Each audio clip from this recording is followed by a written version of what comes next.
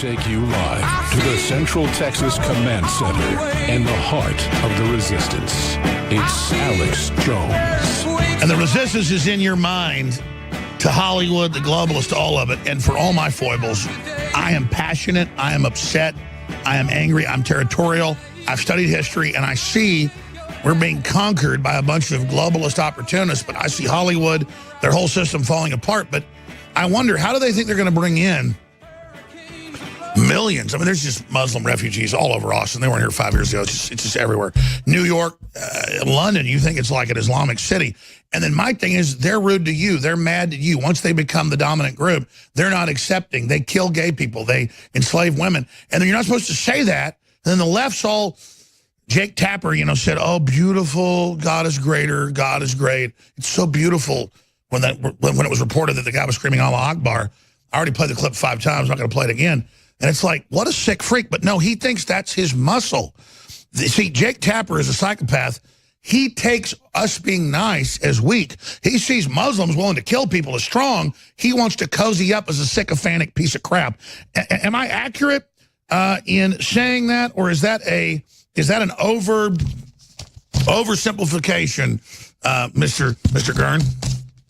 No, I think you're accurate in saying it. Really what I'm seeing here is, people think that, oh, these guys are doing what's right and what they're supposed to be doing, Well, in a way, in Islam, they are doing exactly what they're supposed to be doing. For this guy to say he was beautiful and I really don't get it. And that's really what I'm having a hard time with now, is that people like this individual are accepting of what's happening here. We saw what happened in the EU. We see what's happening all over in the UK.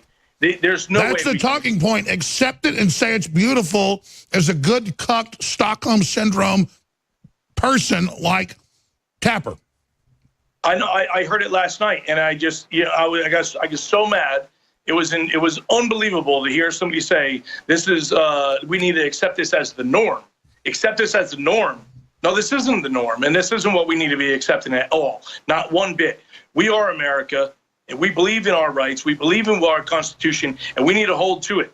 And anybody who doesn't believe in that, I'm sorry to say, but you need to go someplace else, because that's not the way it runs here in the United States of America. And Stephen Gern, it's a formula. They're trying to get us, like Sweden, to go under mass Stockholm Syndrome. They know what they're doing. If they can get us to accept Muslims murdering us with enjoyment with knives, guns, and trucks, then I guess we'll put up with anything. I mean, that's like NAMBLA is out saying, "Give us your kids now." Yeah, it is. And again, here we are. If we're not willing to fight, then we will fall. That's all there is to it. If we're not willing to fight. Well, I want to fight. What do I do? I'm trying as hard as I can to spread the word. What else can I do? Because, I mean, I'll be honest with you. Sometimes I just can't put up with much more. You know what? This is what I think. Okay. First of all, I think we need to go to our local law enforcement, our local state, our local councils, and we need to start informing them. We need to inform them. We need to get them educated on what the threat is. There's a company, actually, it's an organization called Understanding the Threat, and they are 100% dedicated to, and Frank Gaffney with the Center of Security Policy. Yeah, let's get him on. Yeah, absolutely. Is dedicated to informing people of what this threat is and what they're capable of and how they're infiltrating us in the United States. And yes, what we saw yesterday was an act of jihad. Although, how are we allowing this to happen is because we are losing on a lot of fronts when it comes to the I won't say the political, but the policy side of the house. Because you have people like, or not people, but organizations like the Muslim Brotherhood who have infiltrated our government. This is a short segment. Stay there. Do one more with us, and Roger Stone's joining us, because I want you to come in and spend like 5 minutes on understanding the threat. Because I was even, a tolerant guy. I was never pro-Islam, but I still bought into some of the let's be nice stuff. Maybe they'll listen. That's just taken as weakness, folks. And sure, you got Muslims that are slave to other Muslims who mean well and aren't bad people. But any practicing Sharia-compliant person, you're going to submit or they're going to kill you, and they're just waiting to do it. Stephen Gern, decorated Marine, and you call him paramilitary with the company, doing different operations all over the world. is our guest. And in comes Trump. He says we're going to ban folks from these 7 countries. They don't have real passports. The media freaks out. And then it's Chucky Schumer and Obama's program that brings in a guy and 28 of his family to be put on welfare and walk around in his diaper outfit all day, bitching at everybody, and then killing a bunch of people. And the media tries to cover up this Islamic attack. Here's the New York Times today. Mile-long Manhattan truck attack kills 8. Not an Islamic ISIS attack kills 8 using truck. No, it's a truck attack. And then right beside it, rise up, overthrow Trump. A full-page ad in the same section. Wow. Funded by George Soros, who brings in the Islamists. Wow. So finishing up, you were getting into what do we do? I agree. We've got to go out and speak out. We've got to go out to city councils everywhere and say the politically incorrect things to break their will. They want to scare everybody else into not having free speech. We have to exercise it up front so that others who are more timid have the courage. This is an information war. So recap what you were saying, Stephen Gern. What I'm saying is, in order for us to fight this, we need to be able, we're not going to be able to do it on the big government level. It's just not going to happen because they don't want to accept it. What we need to do is we need to go to our local law enforcement, our local magistrates, our local councils and so on and so forth, our local churches. We need to go out there and we need to educate these people. The people who don't want to be educated, the people who don't want to accept what we have to say, we don't waste time on them. There's no reason to waste time on them. I'm not going to beg somebody to understand what's happening here. I'm going to point out the things that are actually effective and how we can do to stop this, penetrating force that we currently have. And by doing that, you're going to be able to bring on, basically you're putting together an army in understanding the threat, understanding what exactly is going on here in the United States. And until we understand that, until we educate the younger generations, until we, educate ourselves to understand what Islam is, what Islamic law is all about, and what they're asking us or telling us or making us do, we can't, if we don't identify this threat, how can you fight it? The first thing you do in any war is identifying it. We're still not. The Obama, he never identified it. And just what you just said right there, they didn't identify the threat. They said it was a truck that drove through. Negative. It wasn't a truck that drove through. It was an Islamic terrorist act. That's what it was. It was an act of jihadism. And if you want to know who's in charge, it's who you can't criticize. To think about this, to see the persecution of people that talk about it, when the biggest victims of Islam are the people living in Islamic countries. Spend a minute on that in all the countries you've been in, how these people live, how women are treated. Well, it's unbelievable. I mean, those people, women, they don't even exist, okay? I mean, I remember going over there, my very first time, and the women are in the back of the trucks while the men are driving in the front. And they're out there, doing everything. So the women, it doesn't exist at all. There is no women's rights whatsoever. So anybody who believes that there's just not. It doesn't matter. They kill each other in mass numbers. In mass numbers. They talk about, what America's done. Just look at what happens in Iraq every day, in Baghdad.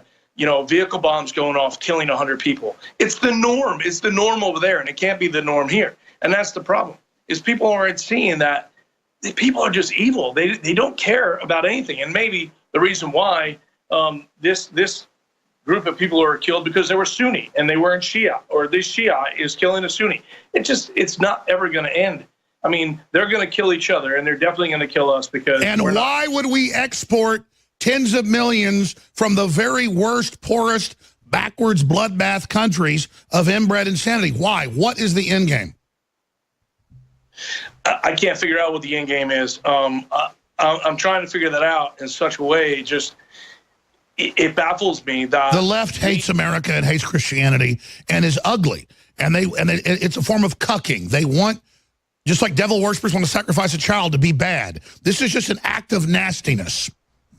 You're right, it is. I mean, it just seems like the left is all about destroying everything that we're about. Whether it's Christianity, whether it's the Constitution, whatever it is, it's just they want anarchy. It doesn't make any sense.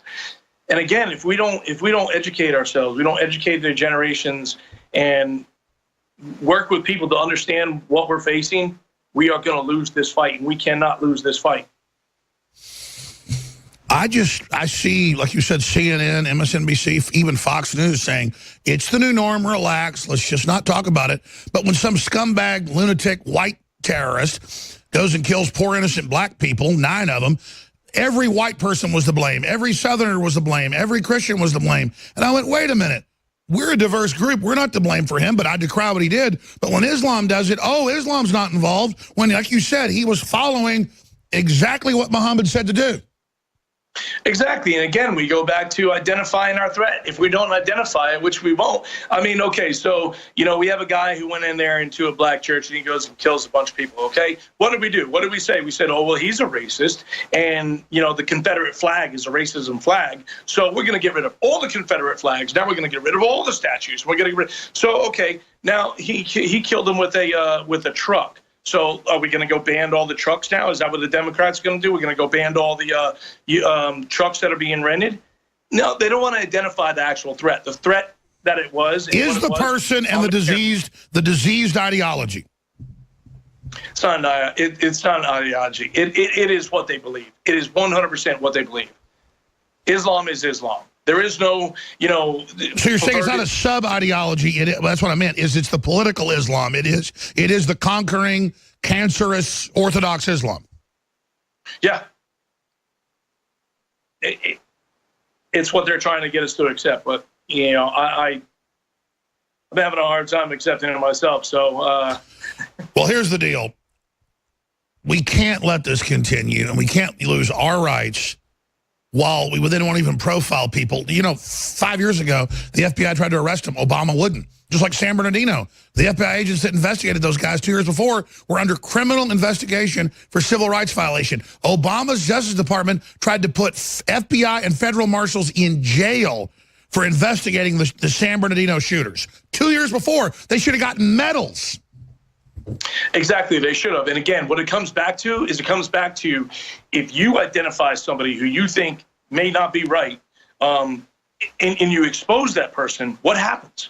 You get beat up for it. You get called a racist. You get called a bigot. And that's the thing, and that's what I said on the other show. If you see something that's not right, if you don't say something, all you're doing is allowing this to happen.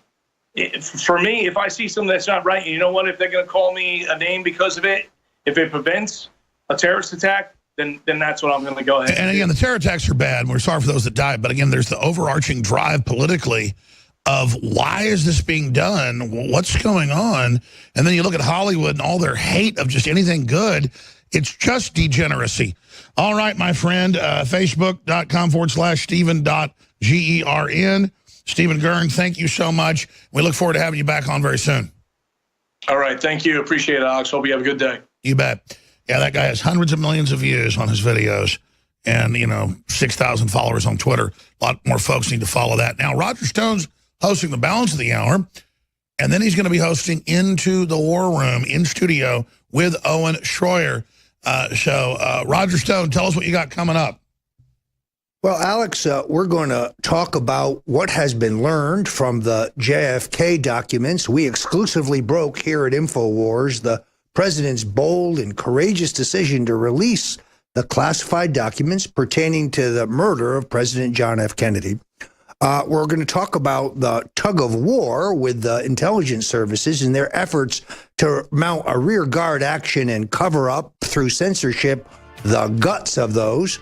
And it'll all be here on the Alex Jones Show and then the War Room. With Roger Stone. Stay with us. Infowars.com, newswars.com. I know I keep saying it, but it's the truth. We're under attack.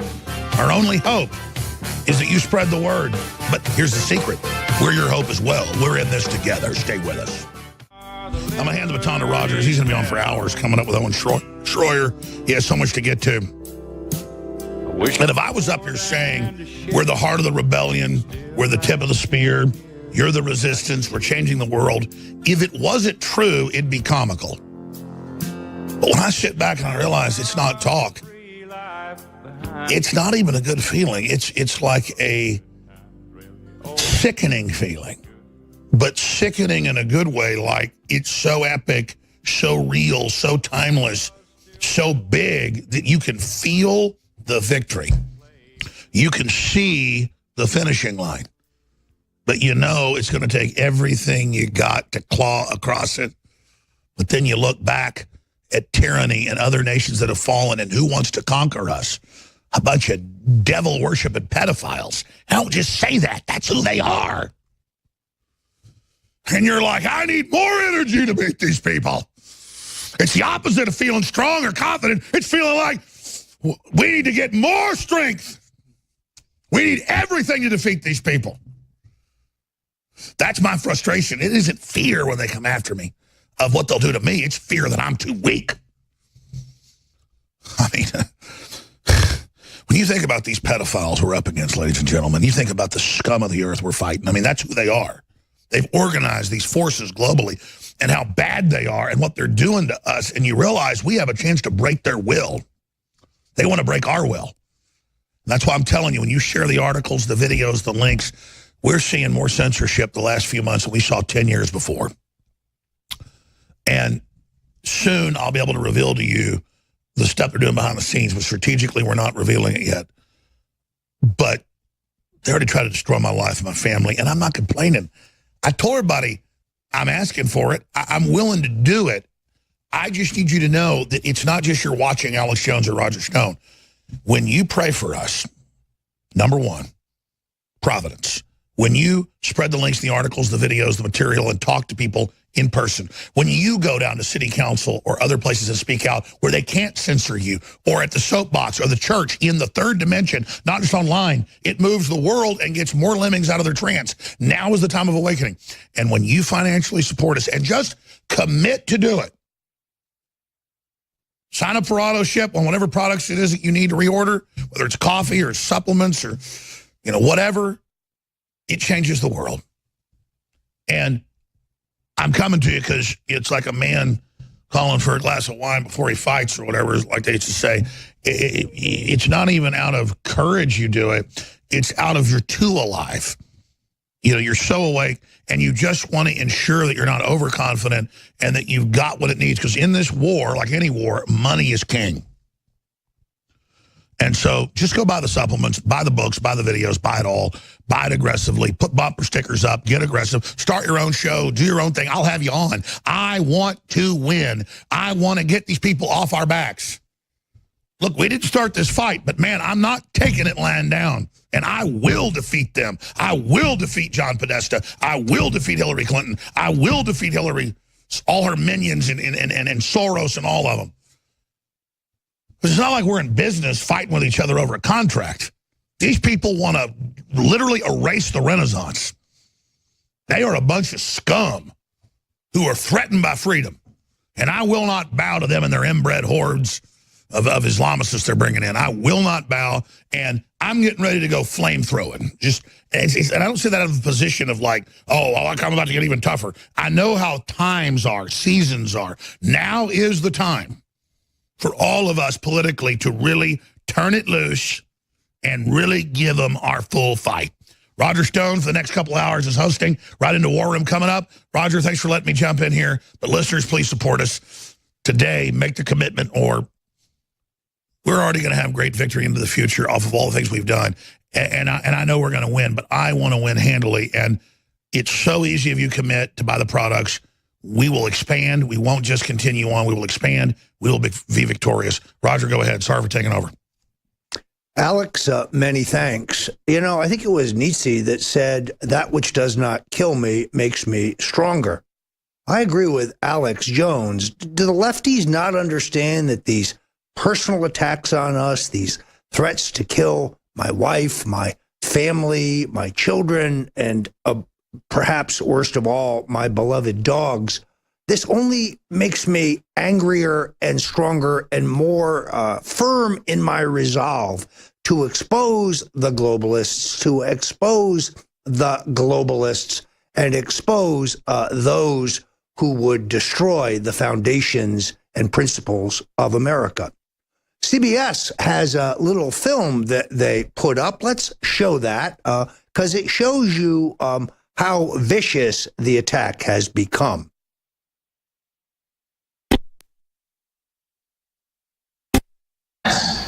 So he's been vetted, and he's really great. So you're in this.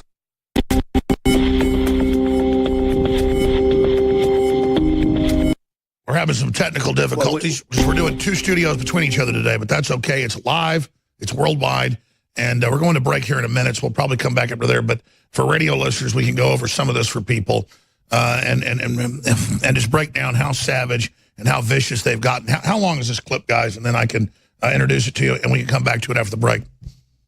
We'll come back to it after the break. Coming up, we're going to take your calls. So I want to point out 888-201-2244. We're going to be taking them both in the Balance of the Alex Jones Show. We're going to be taking them in the War Room as well. This is my favorite part of being on InfoWars because so many people, as I move around, ask me, why don't you take more calls? They like the interactive nature of what we do here. And we like to hear from patriots. We want to hear what's on your mind. And while you're at it, I want to say one more time, Brain Force at an extraordinary discount right now on the Infowars.com store. I was up all night last night, folks, in Washington, D.C., doing high-level meetings to try to get a grip on what the globalists have in mind for our president. And without Brain Force, I would be unable, literally, to do this broadcast. And by the way, Roger, discount. You've got the intel coming up that they plan to remove Trump by December. I forgot to bring that up. And he's got that CBS clip coming up, too. Roger Stone, straight ahead. Stay with us. Welcome back. I am Roger Stone, sitting in for my compatriot, Alex Jones. I'm a proud member of the InfoWars team. And it was here on InfoWars that it was revealed to the world that President Donald Trump would declassify the controversial, still secret, and closely held John F. Kennedy assassination records. You see, in 1992, the Congress, in the wake of the impact of Oliver Stone's monumental film, JFK, passed legislation that set specific timelines for the release of this bombshell data.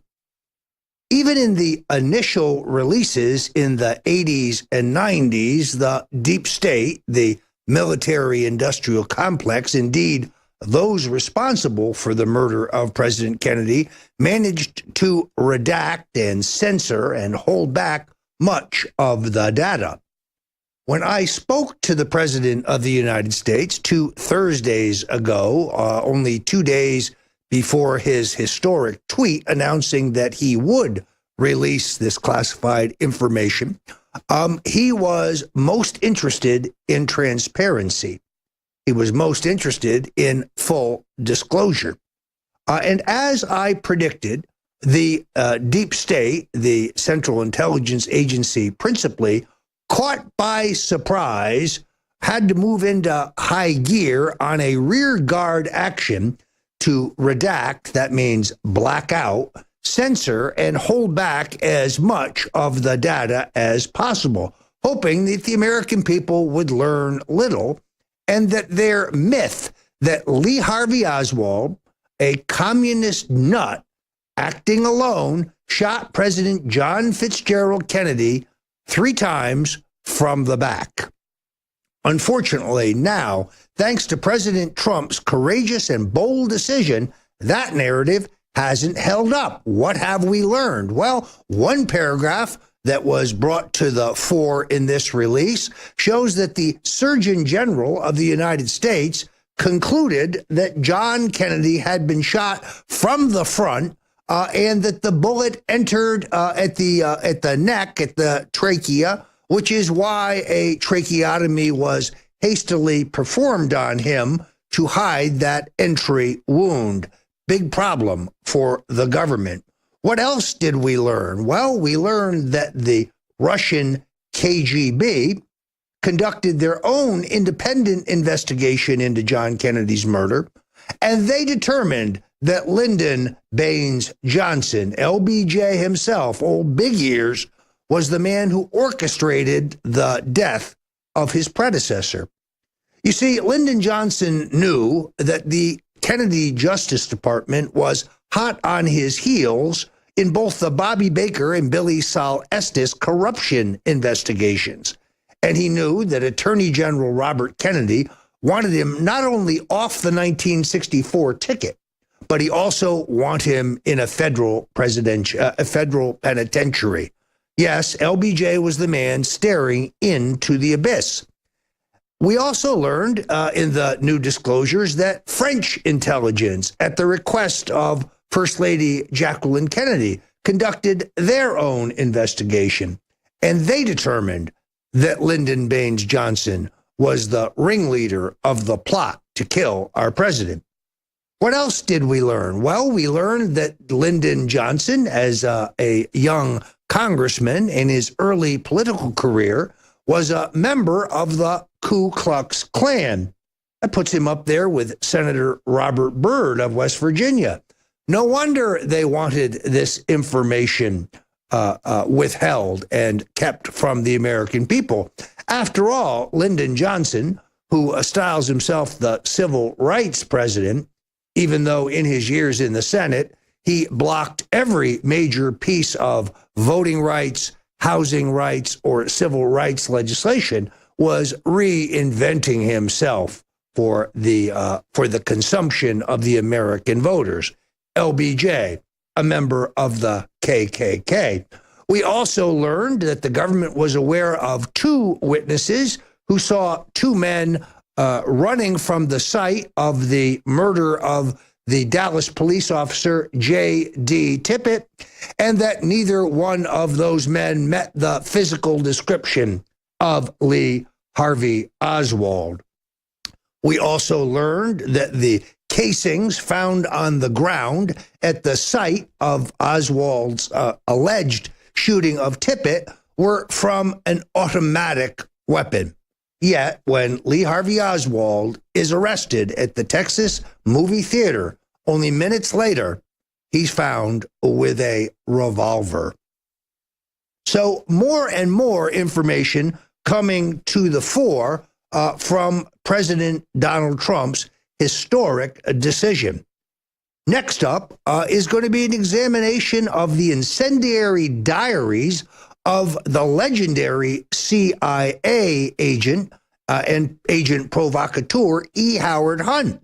It was InfoWars and Alex Jones who broke the story of the deathbed confessions of Hunt, who said and told InfoWars that he was on the ground in Dallas, that the operation in Dealey Plaza was indeed a CIA operation, that General Edwin Lansdale of the CIA was present, and yes, my favorite, LBJ, he said, was running the show. We'll have more on that in InfoWars down the road. Now, we are going to be taking your calls here shortly. Again, the number 888-201-2244. But before we get to that, I want to mention something that Alex Jones pointed out. We don't have wealthy billionaires standing in the wings ready to write giant checks to underwrite our fight against the globalists. We don't have a George Soros or a Rockefeller Foundation or a Ford Foundation or any of these extremely well-heeled operations. We have to depend on you, and we can only depend on you. That's why it's crucial you go to the Infowars.com store, where Silver Bullet, the incredible colloidal silver product, is now on sale for 50% off.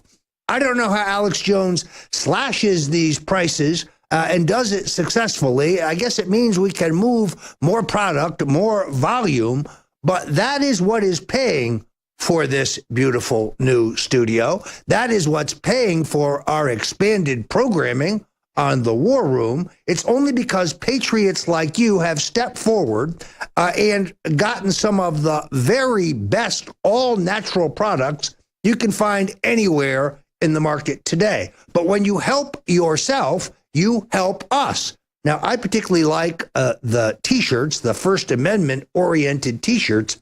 And let me say this.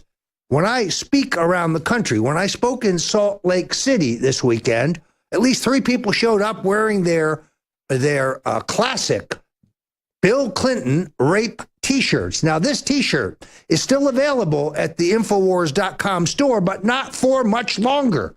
This piece is going to end up in the Smithsonian, folks. Get it while you can. When these run out, there will be no more. And I want to see them out there as I travel the country and I speak, because it's a way of identifying like-minded patriots. So, folks, go to the Infowars.com store. Give us your support. We will give you the truth. We will continue to expose the upcoming coup d'etat against our president, Donald Trump. I've been to Washington. I know what they have planned. Stay with us. We're going to be laying it all out for you on The Alex Jones Show and later at the War Room. Go. I'm Roger Stone, sitting in for my compatriot and comrade, Alex Jones. We're in the foxhole together, in a war against the globalists. Make no bones about it. Those who opposed Donald Trump in the last election, those who thought his election incredibly improbable, are committed to removing him from public office. But we here at InfoWars, we're not going to let that happen. When I attacked that dainty little snowflake, Don Lemon, on my Twitter feed, little did I know that the Twitter feed Uber censors would use that to close down my 300,000 follower Twitter feed. Now, the folks at Stone Cold Truth on Twitter still follow my exploits, and although I don't control that site, you can keep up with my activities if you go there. And you can also catch up with what I'm doing on the InfoWars Twitter feed. So I invite you to go to both. And there's a petition up at Stone Cold Truth to the Twitter mavens demanding the improbable reinstatement. I will see these folks in court. You see, it's time for Twitter to be regulated like a utility, and we will push until our First Amendment rights are protected. Now, let's go to your phone calls, my favorite part of the show. Robert in Washington, what's on your mind? Roger, how are you today? Terrific. So my thing is, and I see what's going on with November 4th. I've been trying to tell a lot of my friends and family, prepare for something, worst case scenario, something doesn't happen. What if this is just another way to discredit the alt media? You guys prepare for something big, nothing happens. They come back and say, look at another, lie that they tried to portray on the news and get everybody to believe.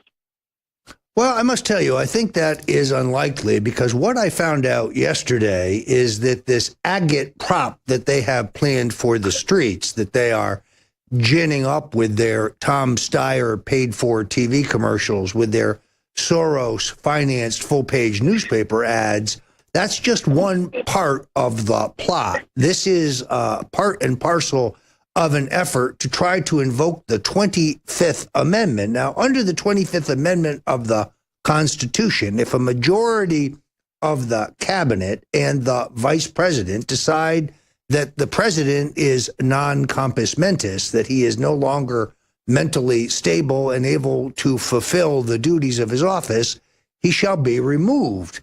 Now, the president can appeal that question to the U.S. House of Representatives. But why do we think the rhinos who control the House Republican caucus would be of a mind to keep Donald Trump in place? We're going to be outlining this whole nefarious plot this week on InfoWars. But I see a political synergy here where the street operations paid for by Steyer and Soros and others jibe with the maneuverings of Jeb Bush and Ben Sass and others in Washington who are attempting to engineer this 25th Amendment coup. I can report definitively here on InfoWars private meetings between Senator Sass and Vice President Pence very, very recently. What was that meeting about, Senator? Let's go to Deborah in California. Deborah, what's your question for InfoWars today? My question is, isn't it almost treason to put out that ad in the New York Times that said we're trying to take the government down? Well, that's the great thing about our Constitution and the First Amendment. Although they don't respect it at Twitter, we do respect it here at InfoWars. You see, I'm against censorship. I don't care if you're the looniest, most whacked out left-winger in the world. Other than physical threats of violence, threats to kill my wife and my family and my dogs, pretty much everything else, in my view, is fairly protected speech. But I do agree with you in this sense. They have shown their hand. And these are interrelated operations. This is not some street rabble paid for by George Soros. They are working with members of the political establishment, both Republican and Democrat, at the highest levels to attempt to achieve what they could not achieve at the ballot box, which is the removal of our president. Thank you very much for your call. Now let's go to Jude in Cincinnati. Jude, don't bring me down. What is your question? I get that. I bet you do. Fan of yours. So a big story that I've been personally researching and thinking that is like it isn't fairly covered and kind of ties everything in is really Hillary's dating back when she became Secretary of State. She was taking a lot of money into her foundation from even like Qatar. And then when Libya happened, you know, that whole thing with Gaddafi, we know, you know, Benghazi turned into the real story, but it was really, she was allowing Qatar to fund rebel groups in this country. And then that broke out sort of into Syria because then they were funneling those fighters. They're basically mercenaries, CIA's training them to Syria. And like the guy that was on previously saying, you know, these guys, they're either Sharia or not. They're committing jihad. A lot of these people that they were training committed jihad in Syria, created this huge refugee crisis. And the people that hate nationalism, that really led to the nationalist movements, that refugee crisis. Well, you raise a good point, and I guess I would say if you want to know what's going to happen, watch what happened in Ukraine very carefully. Because what happened there is that the billionaire globalist Viktor Pinchuk paid the Clinton Foundation so much money that he was allowed to mount a neo-Nazi coup, overturning the democratically elected government of Ukraine. And it's interesting that their slogan, blood and soil, pops up as the slogan allegedly of the Antifa antis at Charlottesville. Coincidence? I think not. It is exactly the same kind of coup that they have in mind here in the United States. Bill and Hillary Clinton are traitors. They worship the almighty dollar. They are not liberals. They are not progressives. They're not even globalists. They are just greedy criminals, and you could purchase from them virtually anything. In this case, the United States government agreed to look the other way while a violent coup was mounted against the democratically elected government of Ukraine. That is what they have in mind here in the United States. Jude, thank you for your call. Daniel in Alabama, a state that recently made major news with the rejection of Senator Luther Strange, the hand-picked candidate of Senator Mitch McConnell, and instead nominated in the Republican primary Judge Roy Moore, a constitutionalist. Daniel, what's on your mind? Yes, I just wanted to talk about the JFK files. Y'all keep saying that Trump's released them all. He's only released the files associated with JFK's assassination. Well, in fact, I'll go a step further. I would like to see the president go back and review the material that was already previously released under the 1992 JFK Records Act, which is far too heavily redacted, which means blacked out, in my opinion. I'd like to see him do with that material what he has just ordered be done with the more recent disclosures, which is get rid of the redactions, get rid of the blackings out. And the president came up with a very clever and I think smart response to his deep state handlers. He's happy to withhold any information that revolves around or regards people who are still living today. That is very, very, very few in terms of involvement in this data. So, yes, I will be calling on the president to release it all, and the sooner, the better. I'm Roger Stone. You're on the Alex Jones Show, and we'll be back for more of your calls.